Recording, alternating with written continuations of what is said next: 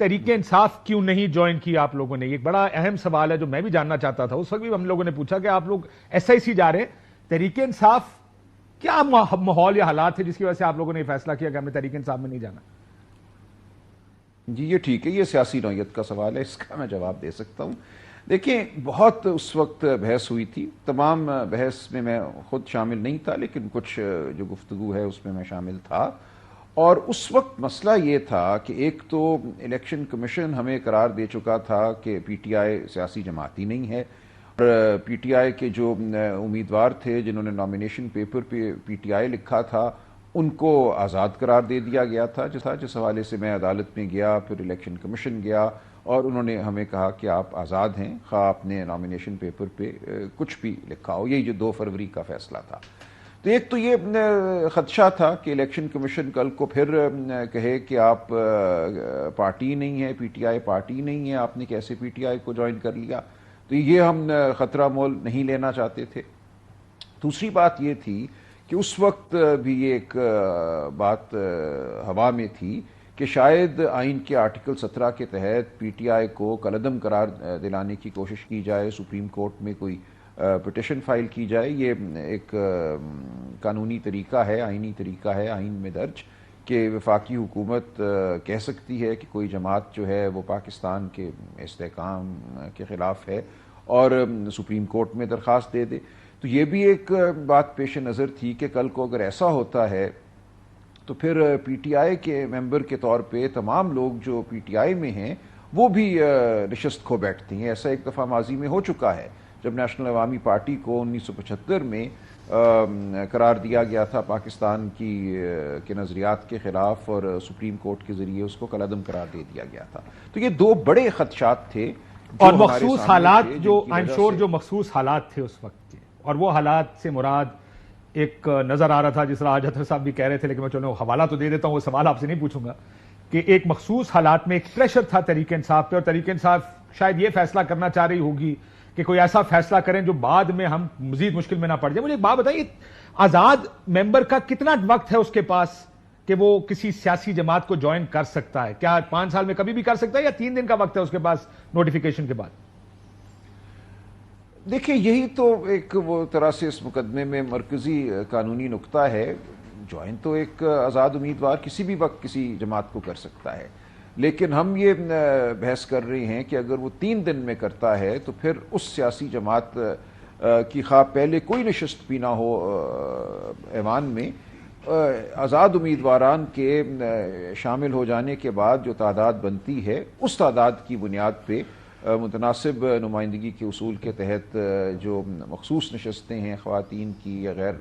मुस्लिम नशस्तें हैं वो तकसीम की जाएंगी। अब हम जरा मुकदमे के करीब आ रहे हैं तो इस जरा में थोड़ा चले दूर रहे उससे। मैं सिर्फ एक आईनी नुक्ता, ठीक, आईनी कानूनी नुक्ता ये है जिस पे इस वक्त बहस अदालत में चल रही है। और इसमें यह भी मैं कह दूं, आज बड़ा एक अहम नुक्ता उठाया मेरे लिए,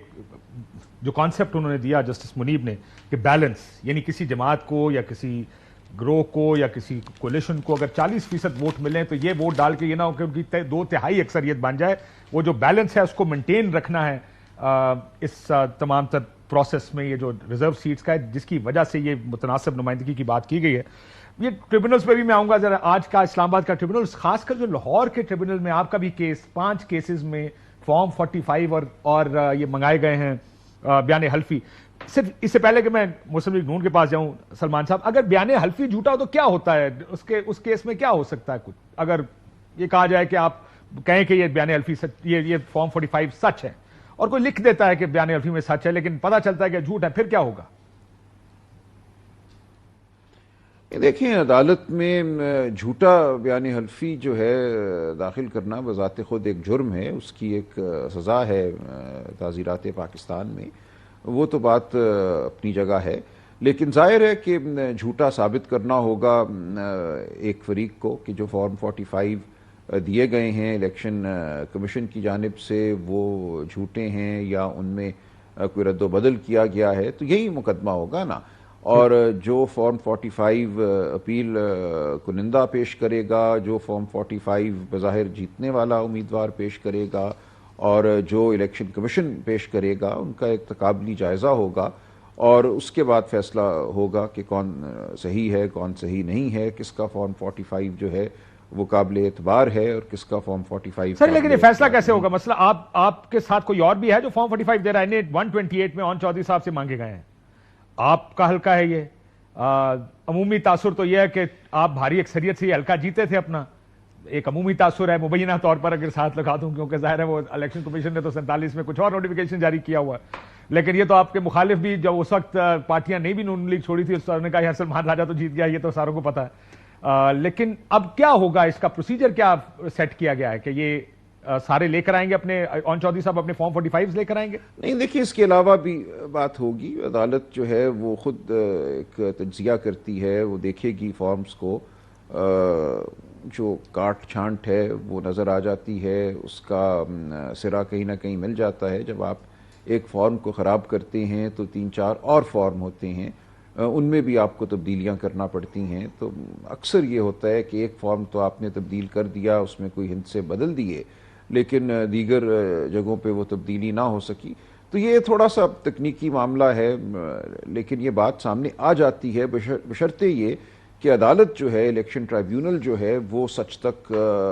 پہنچنے کی خواہش مند ہو۔ ہمارے یہاں مسئلہ یہی رہا ہے، ماضی میں جب الیکشن ہوئے ہیں، الیکشن ٹرائیبیونلز جو ہیں وہ 3-4 5 سال بیٹھے رہے ہیں، انہوں نے اگر فیصلہ کیا بھی ہے تو اعلیٰ عدالت نے سٹے دے دیا اور پارلیمان کی مدت گزر گئی اور معاملہ